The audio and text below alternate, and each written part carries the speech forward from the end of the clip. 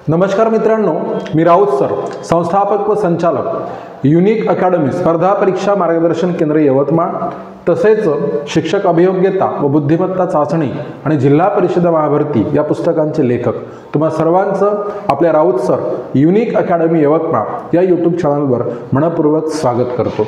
आणि जर तुम्ही नवे असाल तर प्रथम चॅनलला सबस्क्राईब करा, घंटीचं बटन दाबा, ऑलवर सेट करा आणि व्हिडिओ आवडला तर व्हिडिओ सर्वांना शेअर नक्की करा।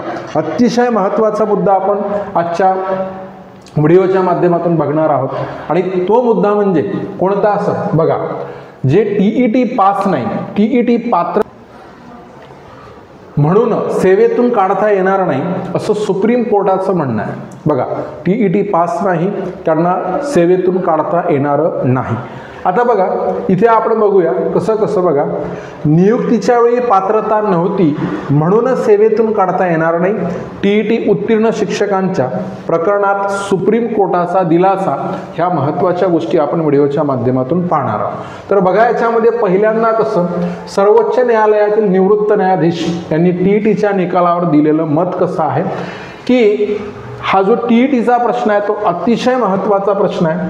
शासकीय नोकरीत नियुक्ती झाल्यानंतर सरकार पुन्हा परीक्षा घेऊन किंवा तसे कार्ड देऊन कर्मचाऱ्यांना सेवेतून काढू शकते का, हा महत्त्वाचा विषय। बघा, कर्मचाऱ्यांना सेवेतून काढू शकते का हा महत्त्वाचा विषय। याचे उत्तर थोडक्यामध्ये नाही असे आहे। साधारणपणे सरकार नियुक्तीनंतर पुन्हा पात्रता परीक्षा घेऊन कर्मचाऱ्यांना सेवेतून काढू शकत नाही जोपर्यंत काही विशेष परिस्थिती नसते आणि खाली सविस्तर कायदेशीर आधार आणि न्यायालयीन निर्णय दिलेले आहे। म्हणजे जोपर्यंत काही विशेष परिस्थिती नसते तोपर्यंत सरकार आपल्या कर्मचाऱ्यांना म्हणजे शासकीय सेवेतून काढू शकत नाही, हा महत्त्वाचा विषय। बघा, पहिल्यांदा आपण इथे बघूया संवैधानिक व कायदेशीर आधार काय काय आहे ते आपलं पाहण्यासारखं आहे। भारताचे संविधान कलम 311 मध्ये काय सांगितलं गेलेलं आहे हे लक्षात घ्या। बघा, कलम 311 तुम्हाला काय सांगते, केंद्र किंवा राज्य सरकारच्या स्थायी कर्मचाऱ्याला, बघा कोणता कर्मचारी म्हणत आहे या ठिकाणी, तर आपण लक्षात घेऊया स्थायी कर्मचाऱ्याला कोणतीही शिक्षा म्हणजे काढणे, सेवेतून काढणे, पदावनती इत्यादी देताना न्याय्य कारण म्हणजे त्याच्यावर अन्याय होता कामा नये, न्याय्य कारण आणि शिस्तभंगाची चौकशी आवश्यक आहे। म्हणजेच केवळ सरकारच्या निर्णयाने किंवा पुन्हा परीक्षा दे या कारणावरून कुणालाही नोकरीतून काढणे कायदेशीर नाही। मग ते न्याय्य कारण कोणतं, शिस्तभंगाची चौकशी कोणती, ते आपण व्हिडिओच्या शेवटी बघणार आहोत, हे लक्षात घ्या।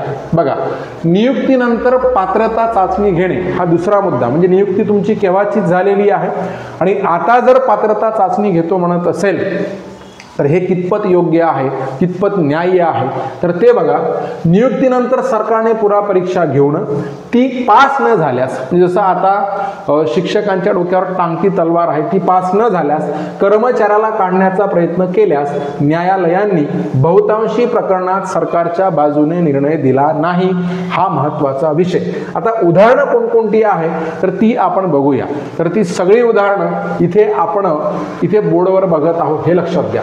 Union of India versus Mahavir Singhvi हा जो खटला होता सुप्रीम कोर्टामध्ये 2010चा, या खटल्यामध्ये काय सांगितलं गेलं आहे ते आपण बघूया। या खटल्यात म्हटलं आहे की एकदा नियुक्ती वैधरित्या झाल्यावर, वैधानिक पद्धतीनं वैधरित्या नियुक्तीची जी पद्धत आहे त्या पद्धतीनं नियुक्ती झाल्यावर लक्षात घ्या, रिअसेसमेंट ऑफ क्वालिफिकेशन नंतर कर्मचाऱ्यांना काढणे हे चुकीचे ठरते, हे गैर ठरते, हे अन्याय ठरते असं या खटल्यात म्हटलं गेलेलं आहे।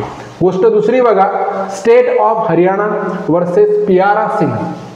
बघा, या खटल्यामध्ये सरकारने काय निर्णय दिला त्यात सांगितलं की सरकारने सेवा नियमात स्पष्टपणे नमूद केलेले नसल्यास, म्हणजे सेवेचा जो नियम आहे तुम्ही त्याची नियुक्ती देत आहे, तुम्ही त्याला देत असताना सेवा नियमात स्पष्टपणे नमूद केलेले नसल्यास जो कर्मचारी तुम्ही नियुक्त करत आहे, नियुक्त कर्मचाऱ्याची पात्रता पुन्हा तपासणे व सेवेतून काढणे हे संविधानाच्या विरुद्ध आहे असे या खटल्यामध्ये सांगितलं गेलेलं आहे। नेक्स्ट बघा, केंद्रीय विद्यालय संघटन वर्सेस यश शर्मा यांची केस आहे 2005 ची। ह्याच्यात काय सांगत आहेत ते बघूया आपण. लक्ष द्या की नियुक्तीनंतर पुनर्परीक्षा घेऊन कर्मचाऱ्याला काढणे म्हणजे लक्षात घ्या फ्रेश सिलेक्शन प्रोसेस होईल. म्हणजे ते नव्यानं कर्मचारी भरती केल्यासारखाच विषय होईल जे आधीच्या नियुक्तीला अमान्य करते असे न्यायालयाने स्पष्ट केलेले आहे. हे सुद्धा लक्षात घ्या. आता ह्याला काही अपवाद ॲक्सेप्शन्स म्हणजे काय काय आहे, केव्हा केव्हा करू शकता, केव्हा केव्हा करू शकत नाही. फक्त खालील विशेष प्रकरणामध्ये सरकार कारवाई करू शकते. आणि ती कशी सर बघा, अशा परिस्थितीत सरकारला काय करता येते बघा. नियुक्ती बनावट कागदपत्रांवर झाली असेल ते तर कोणालाही काढता येतं. समजा तुम्ही डॉक्युमेंट चुकीचे हजर केले असेल, तुमची कागदपत्रे चुकीची असेल, नियुक्ती बनावट कागदपत्रावर झाली असेल तर चौकशी करून सेवा रद्द करता येते. म्हणजे पहिल्यांदा चौकशी, त्यानंतर ते सिद्ध झालं तर सेवा रद्द करता येते. नेक्स्ट बघा, नियुक्ती प्रक्रियेत फसवणूक झाली आहे, गैरव्यवहार झाला आहे बघा. न्यायालय मग अशा प्रकारे मग ते तर जगन्मान्य आहे, सर्वमान्य आहे की बोगस पद्धतीनं तो भरती झालेला आहे. नियुक्ती प्रक्रियेत फसवणूक गैरव्यवहार झाला असेल, न्यायालयाच्या आदेशाने ते रद्द करता येते. सेवा नियमानुसार लक्षात घ्या प्रोबेशन पिरियड दरम्यान अयोग्य कामगिरी सिद्ध झाली असेल, म्हणजे तो कामगिरी प्रॉपर करत नसेल, कामगिरी अयोग्य सिद्ध झाली असेल, योग्य नोंदीसह सेवा रद्द करता येते बघा. कायद्यानुसार पुढील प्रशिक्षण किंवा परीक्षा सेवा नियमामध्ये आवश्यक आहे. उदाहरणार्थ आपण काय म्हणू, समजा एखादी डिपार्टमेंटल एक्झाम असेल, ती परीक्षा न दिल्यास बढती थांबू शकते पण सेवा संपवता येत नाही.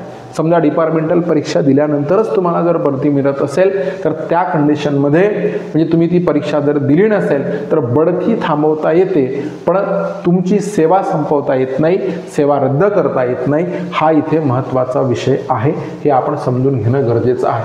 सारांश काय बघा, समरी काय, एकदा शासकीय कर्मचाऱ्याची नियुक्ती वैधरित्या झाली, वैधानिक पद्धतीनं झाली तर नंतर त्याला पात्रता पुन्हा सिद्ध करा या कारणावरून काढणे अनुचित आहे, कायदेशीरदृष्ट्या अमान्य ठरते. कलम 311 तसेच अनेक सुप्रीम कोर्ट व हायकोर्ट निर्णय याच मताचे आहे, हे लक्षात घ्या. ह्याच्यावरून निष्कर्ष असा निघतो की सरकार नियुक्तीनंतर पुन्हा परीक्षा घेऊन किंवा पात्रतेचं कारण देऊन नोकरीतून काढू शकत नाही जोपर्यंत तो कर्मचारी फसवणूक, खोटी कागदपत्रे किंवा सेवेत गंभीर दोषी आढळून येत नाही तोपर्यंत हे सरकारला करता येणार नाही. बघा मित्रांनो, तर तुम्ही जे लोक TET देत आहात, अगदी जाहिरात आल्यानंतर म्हणजे हजारो लोकांचा पूर उलटतो की सर आम्हाला TET द्यायची आहे, पण तसं करू नका. बघा लक्ष द्या, आपली इथे शिक्षक पात्रता परीक्षा 2025-26ची बॅच आहे. फक्त ऑफर पिरियडमध्ये बॅच सुरू आहे. 599 रुपयाची काय म्हणून बॅच आहे अलीकडे, ती बॅच सर्वांनी घ्या आणि TET पात्रता सिद्ध करा.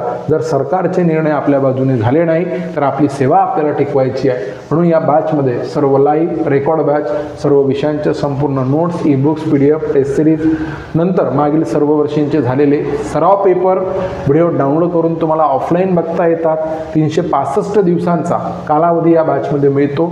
लगेच व्हिडिओच्या डिस्क्रिप्शन बॉक्समध्ये जा, ॲप लिंक मिळेल, त्यावरून ॲप डाउनलोड करा, बॅच परचेस करा आणि आमच्यासोबत यशाचे भागीदार व्हा.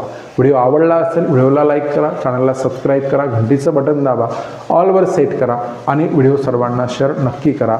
धन्यवाद.